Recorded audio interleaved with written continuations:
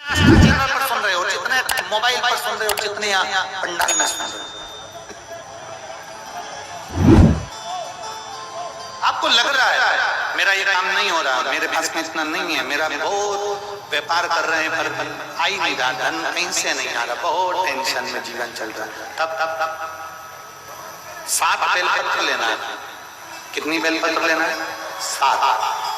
7 बेलपत्र में से सबसे पहली बेलपत्र, घर से जब चलो तो घर के पास में जो घर के अंदर रसोई घर में मटका होता है, क्या बोलते हैं यहाँ पर, हंडा, मटका, गगरा, घड़ा, जिसमें तुम पानी भरते हो, टंकी, बाल्टी, जो भी होता है रसोई घर में जो पानी भरते हो पीने के, हंडे में, बॉटल, उसमें टंकी में, जिसमें भी तुम भर के रखते हो, एक बेलपत्र उस हंडे के पास में, मटके के पास में वहां रखना।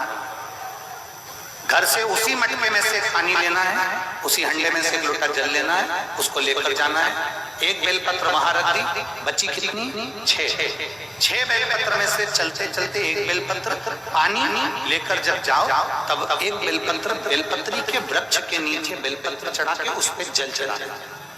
6ठी बेलपत्र, जल को पूरा मत चढ़ाना, जल लेकर चढ़ाना। 5वें नंबर की बेलपत्र नंदीश्वर के पास में, जिस नंदी का पांव ऊपर की ओर हो, एक पांव नीचे दबा रहता है, पांव ऊपर वाले पांव के पास में एक बेलपत्र रख लेना। 5वें नंबर की बेलपत्र वहां रख लेना। 4थे नंबर की बेलपत्र अशोक सुंदरी वाली जगह, हमने कई बार आपको अशोक सुंदरी का स्थान बताया। ये जलाधारी, यहाँ जो बीच में से जल बहता है, बीच में एक मोटी लाइन होती है, अशोक सुंदरी। 4थे नंबर की बेलपत्र यहाँ रख दीजिए, थोड़ा सा जल समर्पित कर दीजिए। 3रे नंबर की बेलपत्र यहाँ बैठकर जल चढ़ा रहे हो तो यहाँ रखो, यहाँ बैठकर जल चढ़ा रहे हो तो यहाँ रखो, यहाँ बैठकर चढ़ा रहे हो तो यहाँ रखो, मतलब पार्वती जी का जो हस्तकमल है उस पर रखना है और उस पर जल चढ़ाना है। 3रे नंबर की। 2रे नंबर की बेलपत्र शंकर भगवान का जो शिवलिंग है उसके ऊपर बेलपत्र को रखना है। बेलपत्र की जो डंडी है, आप बैठे हो वहां पत्ती का मुंह होना चाहिए, डंडी का मुंह तुम्हारे ठीक बिल्कुल। बेलपत्र यहाँ रखें। 2रे नंबर जल चढ़ाएं। एक बेलपत्र जो 7वें नंबर की है, उस बेलपत्र को जो जलाधारी है, जल चढ़ाने वाली, उस जलाधारी का स्पर्श कराएं और उस बेलपत्र को वापस लेकर उसमें से थोड़ा सा जल उस जलाधारी में डाल दें। उस बेलपत्र को जो 7वें नंबर की बेलपत्र है, उसका स्पर्श केवल जलाधारी को कर बाबा से विनती कर उस बेलपत्र को किसी भी दिन आप अपने घर में लाकर रख लो और कुबेरेश्वर धाम आप आना चाहते हो, बाबा से विनती कर आना, बाबा ऐसा धन देना कि मैं वहां जाकर लोगों को पानी पिला सकूं, बिस्कुट खिला सकूं, ऐसी कृपा करना। 7 मार्च को कथा प्रारंभ होगी कुबेरेश्वर धाम की। 5 मार्च के पहले मेरा बाबा तुम्हारी झोली जरूर भरेगा और तुम्हें कुबेरेश्वर धाम जरूर बुलाएगा, पक्का। ज्यादा दूर का नहीं सोचना, नजदीक। 7 बेलपत्र का उपाय, 7 बेलपत्र का उपाय शिव जी का एक आनंद फल बताना।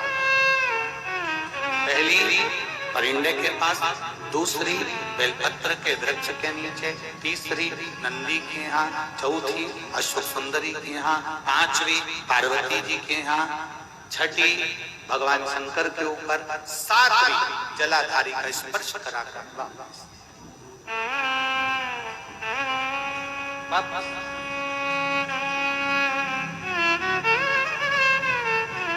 जल कितनी जगह चढ़ेगा?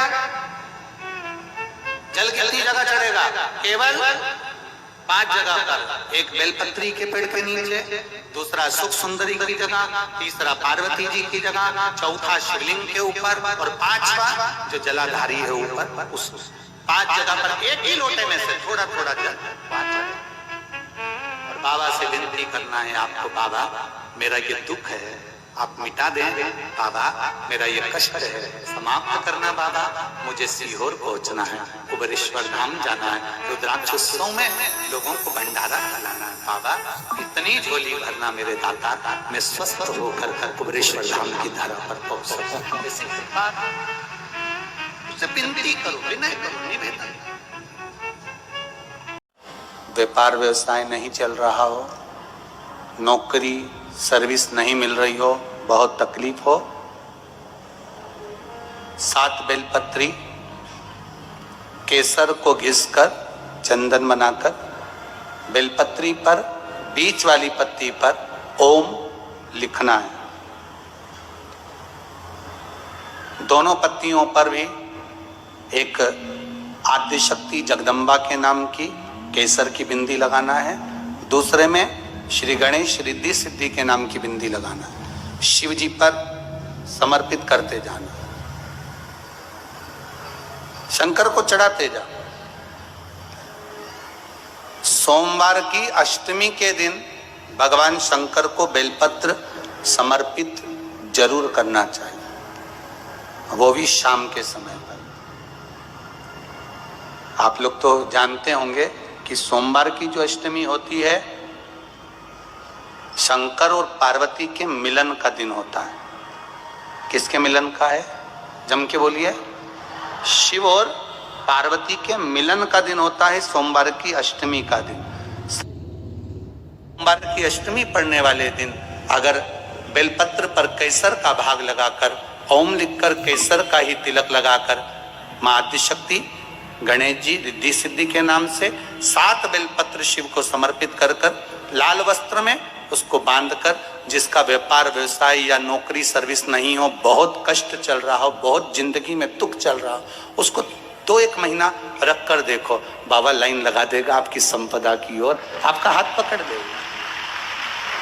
सोमवार की अष्टमी शिव को रिझाने की होती है, भगवान शंकर को मनाने के लिए, शिव को प्राप्त करने का एक साधन है। तकलीफ है और नहीं हो रहा काम, बहुत दिनों से लगे हो, नहीं हो रहा, हरा मूंग ले जाओ।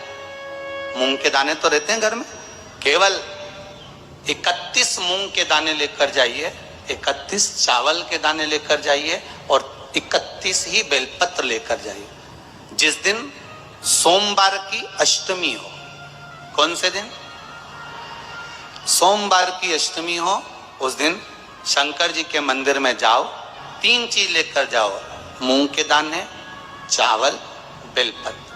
चावल जो 31 लेकर गए हो, अपनी कामना कर कर शंकर जी की देहली पर रख दो, चौखट पर, कहीं पर भी एकांत में उसको रख दिया जाए। मूंग के जो दाने लेकर गए हो 31, वो नंदी के पास में, जो नंदी का पांव ऊंचा रहता है उस पांव के पास रख दीजिए।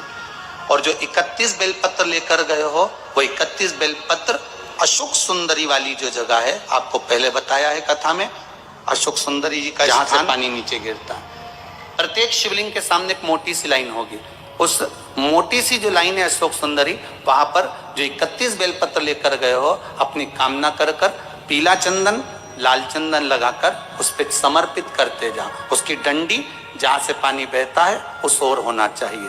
आप निवेदन कर कर देखो, एक सोमवार की अष्टमी पर कर कर देखना, दूसरी सोमवार की अष्टमी आएगी, अपने आप आपका काम हो गया होगा।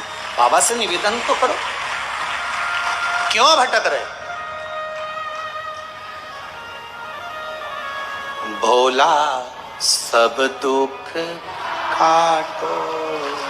घर में अगर कोई व्यक्ति बीमार पड़ा है, घुटने दुख रहे हो, कमर दुख रही हो, पीठ दुख रही हो, कंधा दुख रहा हो, सिर दुखता रहता हो, आंखों में जलन रहती हो, कोई भी तकलीफ रहती हो, तो सीधी सीधी शिव पुराण कहती है सोमवार के दिन की अष्टमी। कौन से दिन की? सोमवार के दिन अगर अष्टमी पड़ जाए, अष्टमी तिथि, तो 14 दाने चने की दाल के लेकर सोमवार की अष्टमी के दिन उस व्यक्ति पे से 14 बार उतार कर शंकर जी का नाम लेकर शंकर जी के मंदिर में शिव जी पे चढ़ा दो। उस व्यक्ति को शारीरिक कष्ट बंद हो जाएगा,